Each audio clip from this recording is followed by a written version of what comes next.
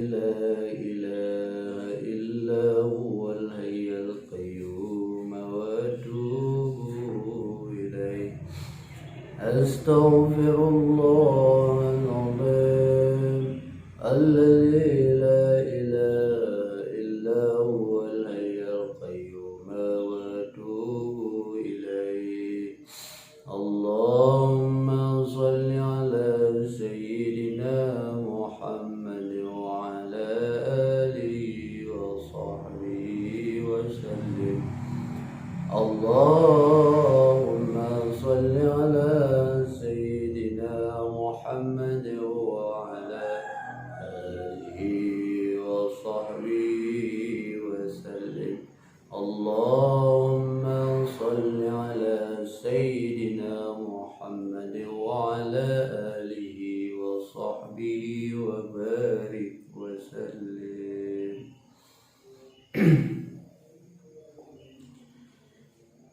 بسم الله إلى حضرتنا المصطفى محمد رسول الله صلى الله عليه وسلم وعلى آله وصحبه والملائكة من الأولياء والشهداء والعلماء والصالحين ثم إلى حضرة من علمنا هذه الطريقة وأهل سلسلة وعنصره وأبرائه ثم إلى أرواح شيخ الكرام من بهودين عشبندي وإلى أرواح مشايخ الكرام أبويا شيخ محمد ولي الخالدين عنصره وأبرائه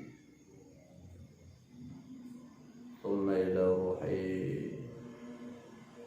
مشايخنا وإلى مرشدنا وإلى مربي أرواحنا أرب بالله المحق أبويا شيخ عمر ولي الخالدين نصره وأبرائه ثم إلى روح الفقير إبراهيم محمد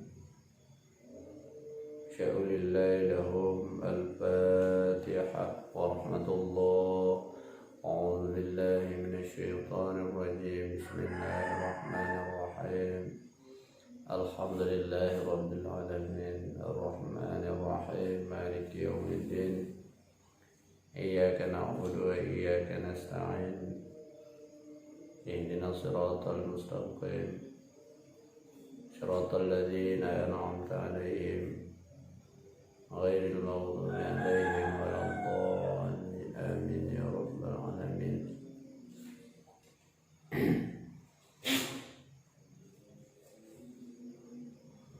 الحمد لله رب العالمين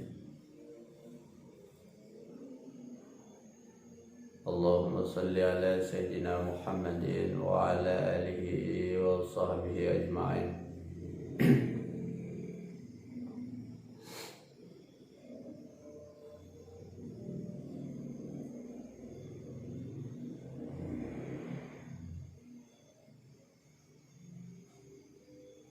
Hadirin kaum muslimin yang dirahmati Allah Subhanahu wa taala.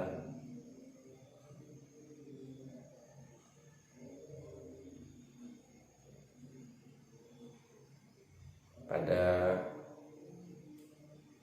pagi yang berbahagia ini, marilah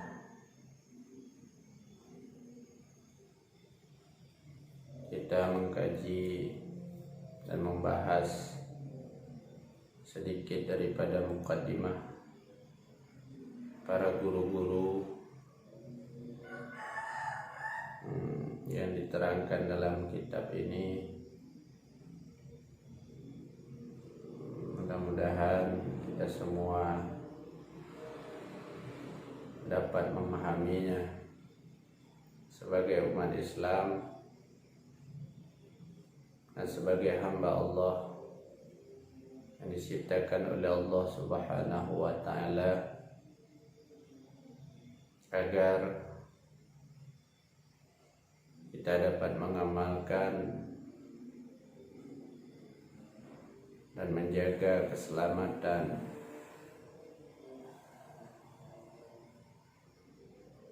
manusia dan alam semesta dengan pengetahuan, yaitu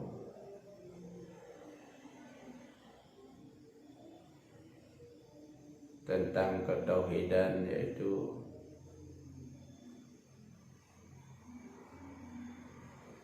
bertauhid kepada Allah dengan membersihkan diri daripada selain Allah, agar kita tidak tersangkut hati kepada diri kita dan kepada lainnya diri selain daripada Allah Subhanahu wa Ta'ala. Karena di dalam mukadimah kitab ini Allah Subhanahu wa Ta'ala berfirman dalam surah Az-Zumar ayat 9, Amman huwa qanitun ana al-laili sajidaw wa qa'iman yahzarul akhirah wa yarju rahmat rabbih qul hal yastawi alladhi la ya'lamuna wal ladhina la ya'lamun innama yatadhakkaru ulul albab.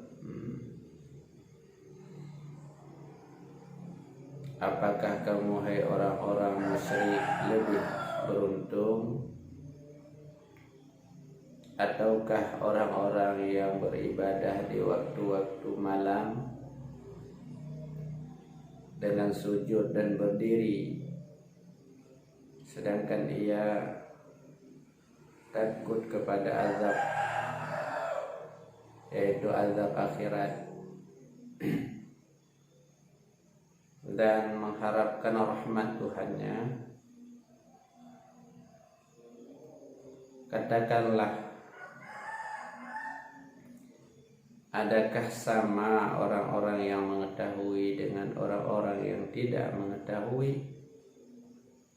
Maka sesungguhnya orang yang berakal lah yang dapat menerima pelajaran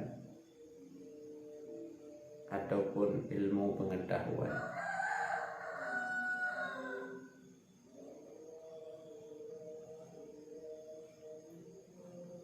Abuya murabbina wa syekhina wa mursyidina berkata, karena ilmu ketasawufan ini akan menjadi pagar bagi ilmu-ilmu yang lain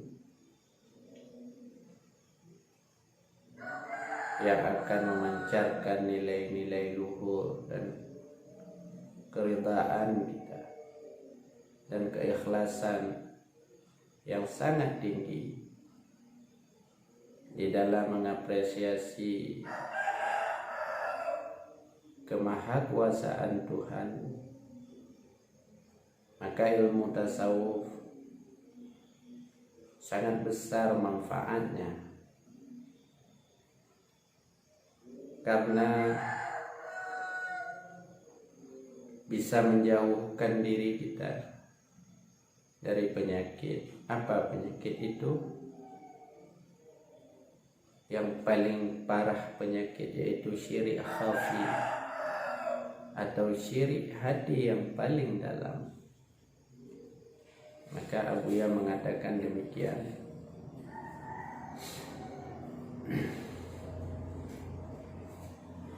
Maka oleh karena itu, untuk menyelesaikan semua itu, marilah kita berguru, belajar kepada guru atau pemimpin, pembimbing yang berlandaskan sunnah, yang bisa membawa kita daripada krisis akhlak daripada krisis moral kita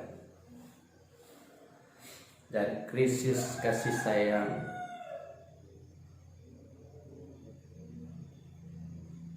Maka kita wajib mengetahui punca dan pengetahuan ataupun penawaran, yaitu penawarannya yang berpandukan kepada kepemimpinan Rasulullah Sallallahu Alaihi Wasallam, yaitu ulama warasatul anbiya, yang dapat membimbing kita sampai ke jalan tauhid yang benar, tidak menserikatkan Allah dengan diri kita dan dengan lainnya diri dan alam semesta ini di dalam pandangan batin kita. Lalu permasalahan atau krisis di dalam apa yang berlaku di seluruh dunia ini, itu pun adalah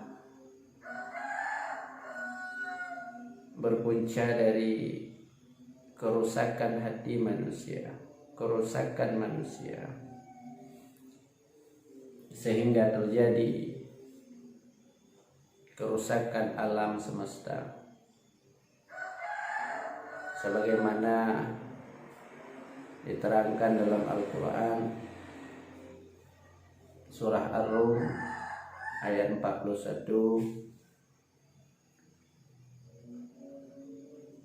Zaharal fasadu fil barri wal bahri bima kasabat aydin nas liyudi qahum ba'dal ladzi amilu la'allahum yarji'un.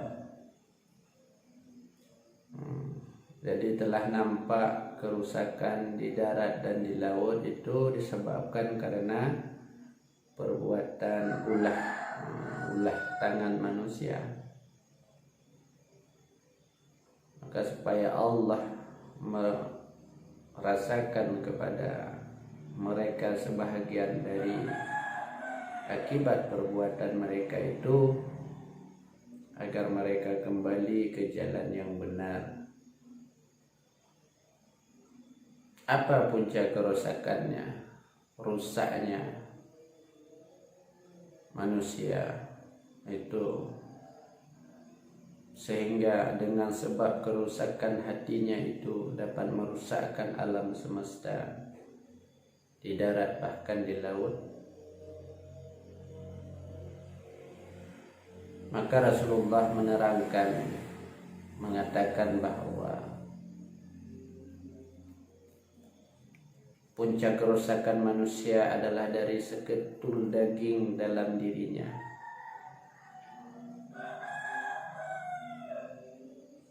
Lalu Rasulullah berkata, ala wa inna fi jasadi mudghatan idza salahat salaha jasadu kulluh wa idza fasadat fasada jasadu kulluh ala wa hiya qalbu.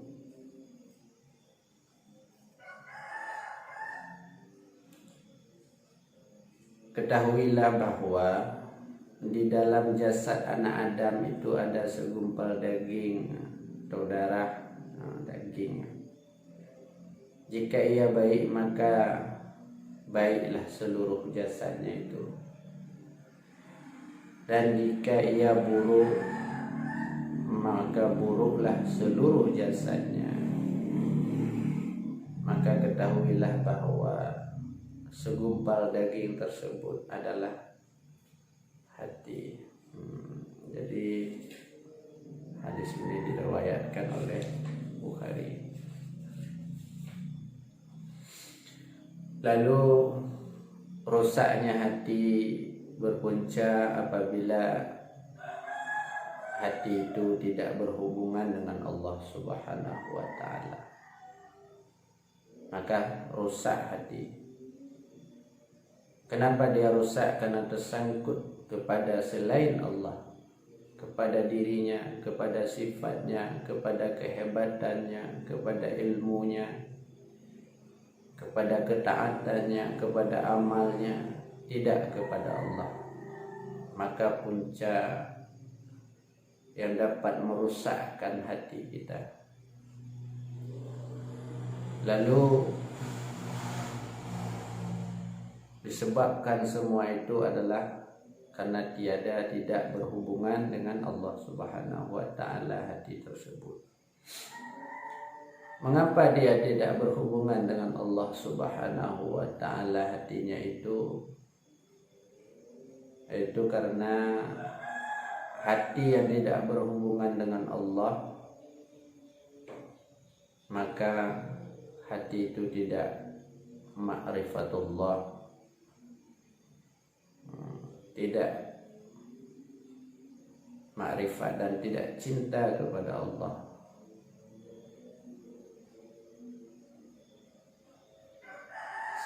Sebenarnya itu Allah selalu lazim pada tiap gerak diamnya mengadakan rezekinya, selalu menuntun dianya. Maka dia tidak mengetahui itu penyebab dia tidak ma'rifatullah. Dengan sebab itu pula dia tidak cinta kepada Allah Subhanahu wa taala. Maka 13 tahun Rasulullah sallallahu alaihi wasallam memberi pemahaman tentang tauhid, ajaran tauhid pada para masyarakat, dan juga memperdalam tauhidnya, memperdalam lagi pada para sahabat radhiyallahu anhu oleh Rasulullah 13 tahun. Lalu tauhid yang dibawa oleh Rasulullah sallallahu alaihi wasallam itu yaitu warisan daripada tauhid Nabi Ibrahim alaihissalatu wassalam, yaitu nenek moyang Rasulullah sallallahu alaihi wasallam. Lalu diteruskan oleh Rasulullah sallallahu alaihi wasallam. Karena semua manusia kembali kepada ajaran tauhid Nabi Ibrahim alaihissalatu wassalam, karena baginda adalah bapa segala agama dan bangsa serta penghidup segala jiwa. Itulah tauhid yang dibawa oleh Rasulullah sallallahu alaihi wasallam. Maka ajaran tauhid inilah yang diteruskan oleh Abuya beserta ulama-ulama luar negeri, baik dalam negeri, yaitu ulama-ulama tariqah, ulama hakikat dan ulama ma'rifah. Karena oleh para sahabat radhiyallahu anhu, tabi'in dan tabi'in juga, tabi'in dan para mursyid sufi dari kalangan para aulia, itu tauhid ini berdasarkan 4 rukun utamanya. Rukun pertama yaitu tauhid i'tiqadi, yaitu tauhid kalam ataupun tauhid mutakallimin. Itu namanya tauhid i'tiqad, sebagaimana diterangkan di dalam Al-Quran, fa'lam annahu la ilaha illallah, surah Muhammad ayat 19. Maka ketahuilah bahwa sesungguhnya tidak ada sembahan yang berhak disembah melainkan Allah Subhanahu wa taala. Itu tauhid etikat. La ma'bud bihaqqin illallah.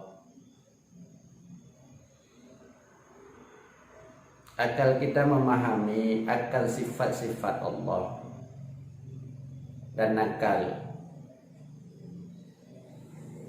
yaitu burhan Quran dan hadis. Karena tauhid etikat ini mendapatkannya dengan dalil akal dan nakal, yaitu akal yaitu burhan, buah-buah pemikiran, melihat dengan adanya alam maka adanya Allah yang mengadakannya alam.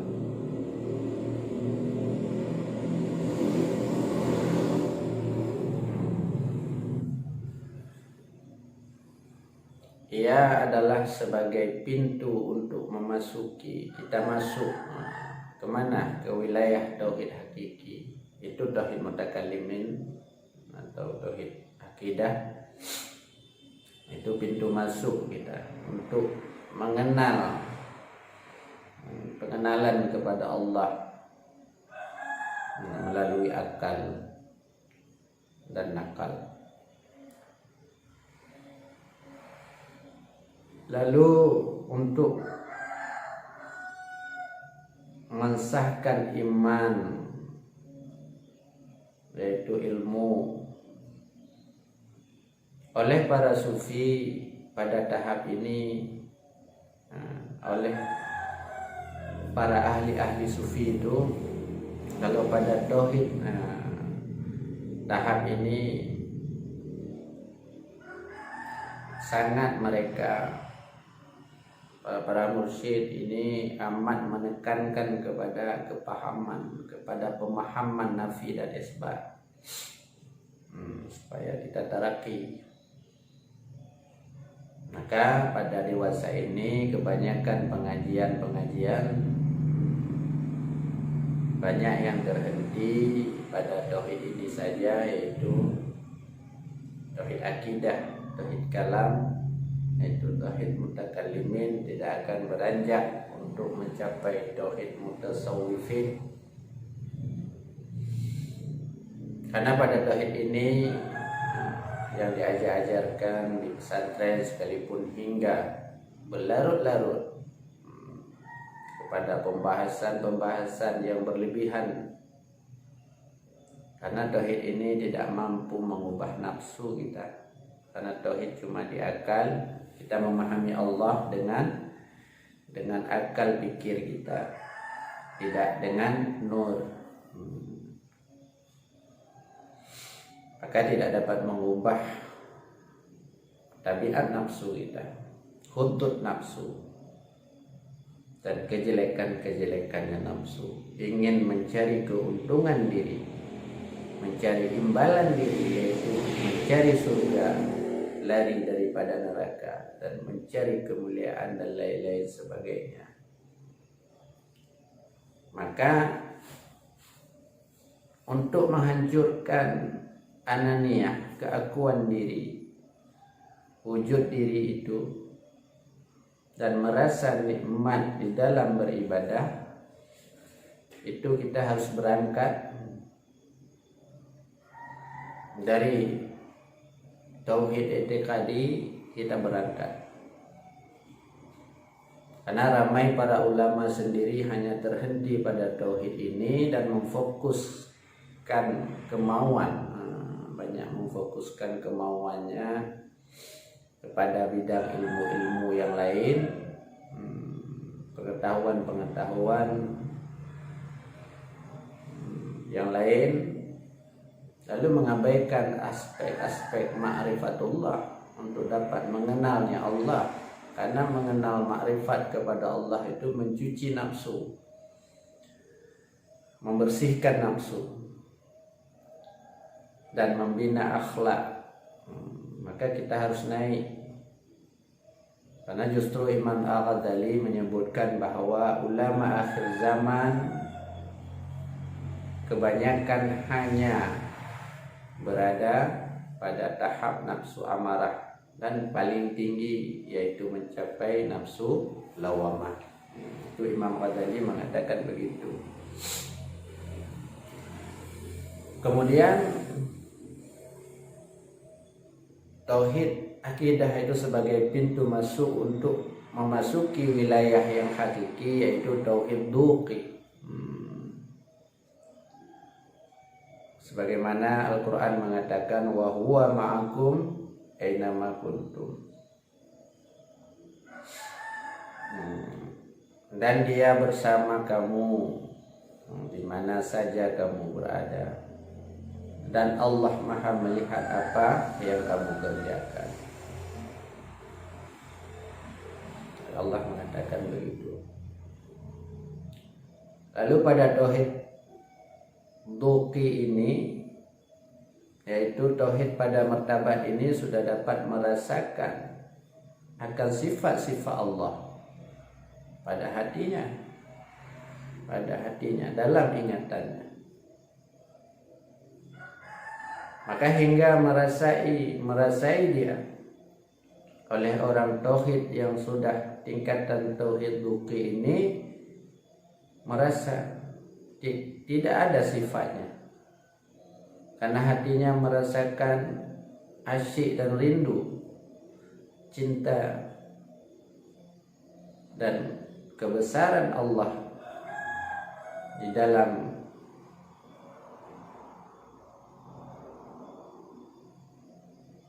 menghidupkan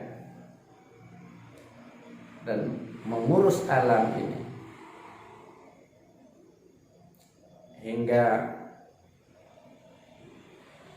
orang yang bertauhid duqi ini merasakan amat fakir.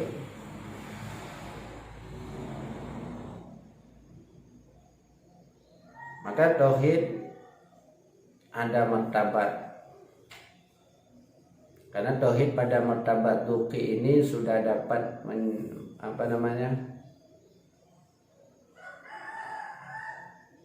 mencapai kelezatan ibadah. Sudah dapat mencapai kelezatan ibadah,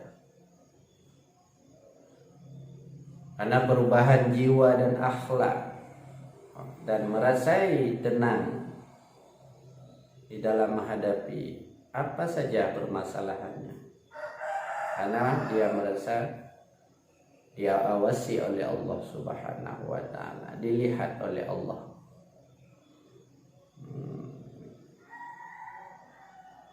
Maka dia merasakan selalu dituntun oleh Allah. Itu pada tauhid duq ini. Itu rukun yang kedua. Lalu tauhid rukun yang ketiga, syuhudi. Ini wilayahnya lebih hakiki lagi. Karena tauhid syuhudiyah ini, syahidallahu annahu la ilaha illahu, Allah menyatakan bahwasanya tidak ada Tuhan melainkan Dianya Allah.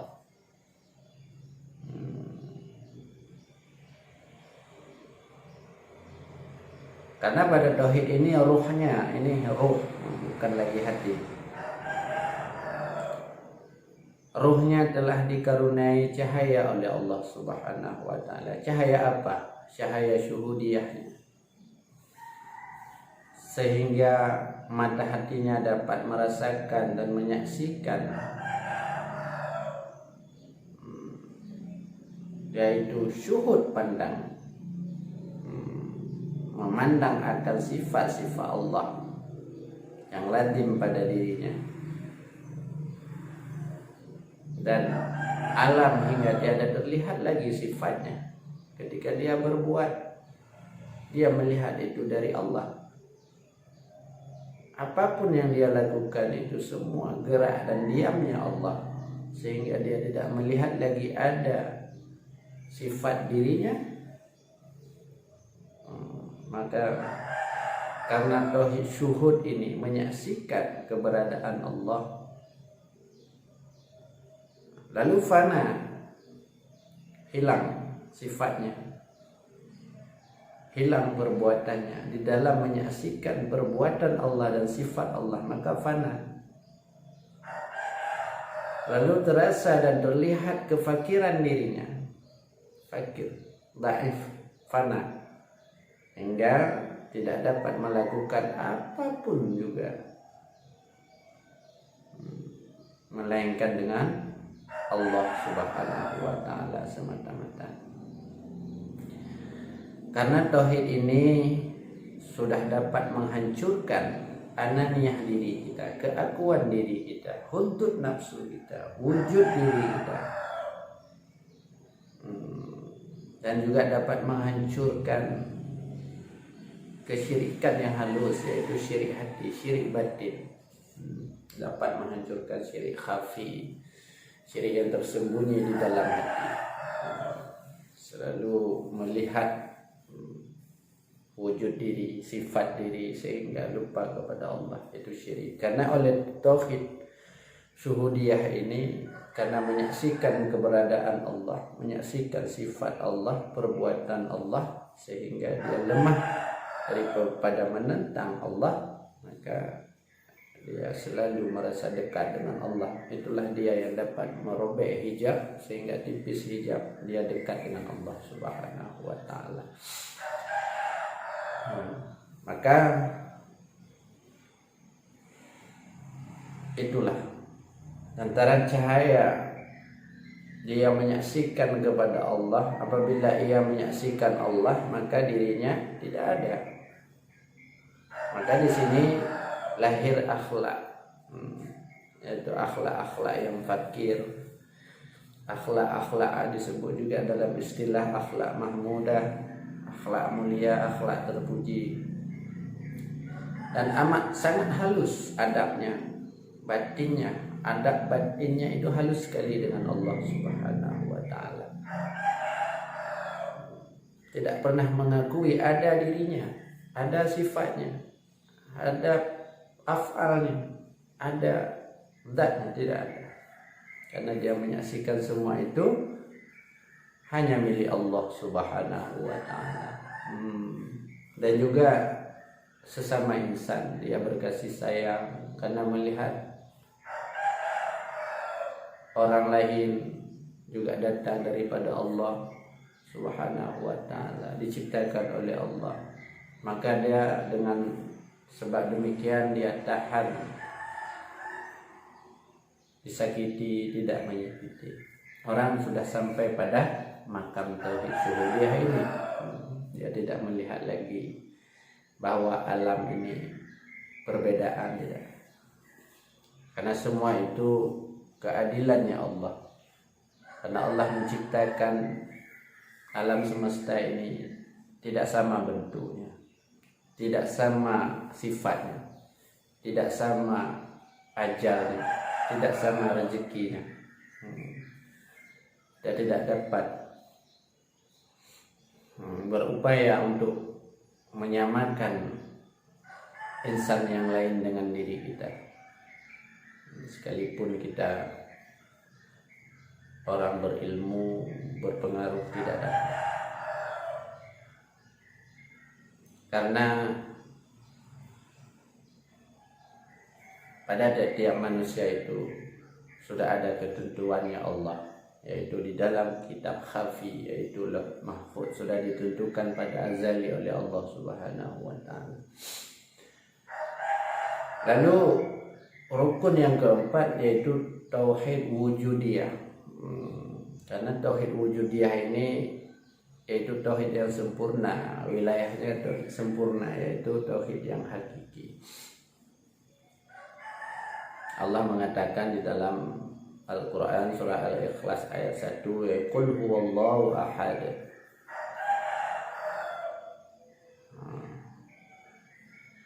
Katakanlah dialah Allah yang Maha Esa, tidak ada yang lain, hanya satunya Allah, hanya Allah, tidak ada yang lain, tidak ada wujud selain Allah. Alam semesta ini rupa bayang, yaitu wujud istifadah, wujud limpahan, wujud mazadi, majaz, wujud pinjaman. Lalu suatu saat jika Allah menghendaki maka dapat dihilangkan oleh Allah, tidak kekal. Maka oleh karena itu yang ada hanya Allah. Maka dikatakan oleh Abu Ya mengatakan, katakan oleh Muhammad dianya engkau itu Allah. Karena hakikat Muhammad itu Allah Subhanahu wa ta'ala. Jadi hakikat alam semesta ini itu datangnya dari Allah. Tidak ada wujud. Tidak ada dua wujud. Hanya Allah. Ketika kita muda jadi dua. Sekalipun kita tidak ingin dua, karena Allah sendirinya yang menghendaki di atas dirinya sesuai dengan kehendaknya, maka akan terjadi sesuai dengan kehendak Allah, tidak akan terjadi sesuai dengan kehendak kita. Itulah la mawjud bihaqqin illallah. Karena cahaya syuhudiyah itu semakin kuat di dalam batinnya, di dalam sirnya.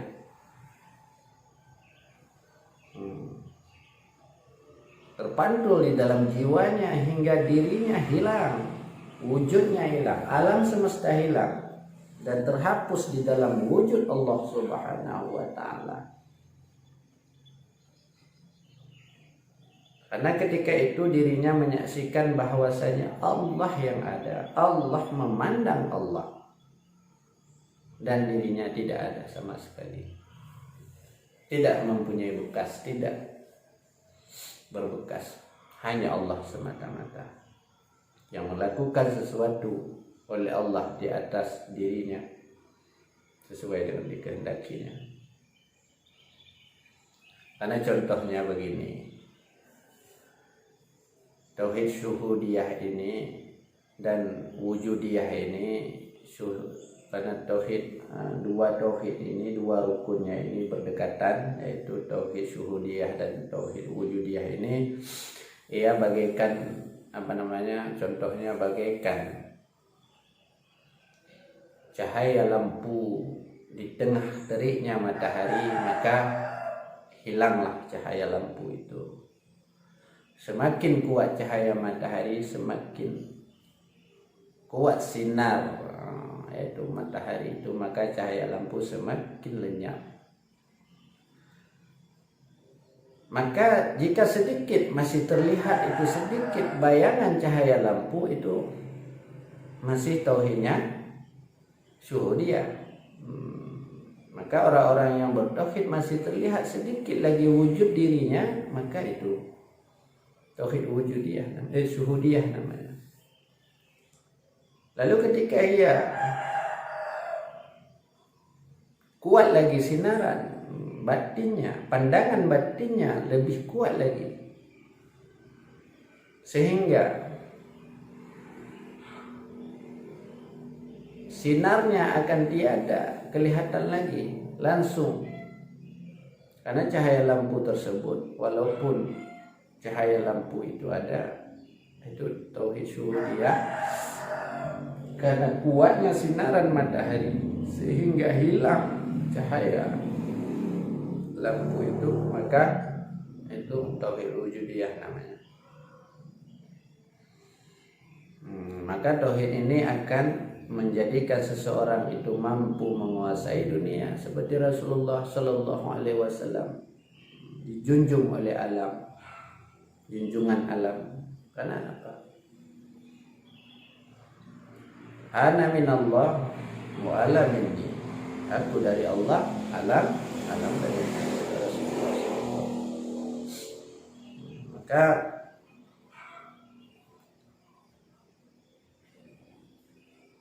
yang sudah sampai makam tauhid wujudiyah ini, dia dapat menguasai dunia. Dan pemimpin, kepemimpinannya dan lain-lain, karena tidak ada lagi dirinya, hanya Allah semata-mata. Tidak ada lagi kepandaiannya, tidak ada lagi kekuatannya, ilmunya dan lain-lainnya. Dirinya tidak ada lagi. tidak terlihat lagi, karena dia tidak menghendaki sesuatu pada dirinya. Karena yang menghendaki sesuatu pada dirinya dan pada alam semesta itu hanya Allah Subhanahu wa Ta'ala. Tidak ada kekayaannya, kekuasaannya, dan segalanya, tidak ada. Karena sifat kesempurnaan itu hanyalah milik Allah Subhanahu wa Ta'ala. Maka ulama tasawuf mengatakan wujuduka dzambul laka, wujudmu adalah dosa bagimu. Lalu wujud itu adalah dosa, adalah satu pegangan yang wajib menjadi pegangan. Kenapa? Karena ia adalah intipati, yaitu tauhid hakiki, nafi dan isbat. Karena dalam wilayah tauhid ini pemahamannya tentang tanzih dan tasbih, karena amat penting. Lalu karena pandangan syuhudnya sudah menyatu dan menghilangkan segalanya yang lain daripada Allah, selain daripada Allah, maka Allah telah mentasbihkan segala sifat-sifatnya di dalam ini agar dirinya dapat dikenal. Namun dalam masa yang sama Allah tantihkan bahwa segala sifat yang ditajallikan atau dipantulkan pada alam ini, maka tidak sama akan sifat-sifatnya Allah yang hakiki. Sekalipun taraki seorang hamba kepada Allah tidak menjadikan mereka itu Allah. Naik mereka tingkatan hamba, itu seorang hamba, fana dia, naik dia tingkatan-tingkatan taraki kepada Allah, tidak menjadikan mereka itu Allah, tidak. Dan juga sekalipun tanadzul bagi Allah itu tidak juga menjadikan dirinya sebagai hamba, tidak.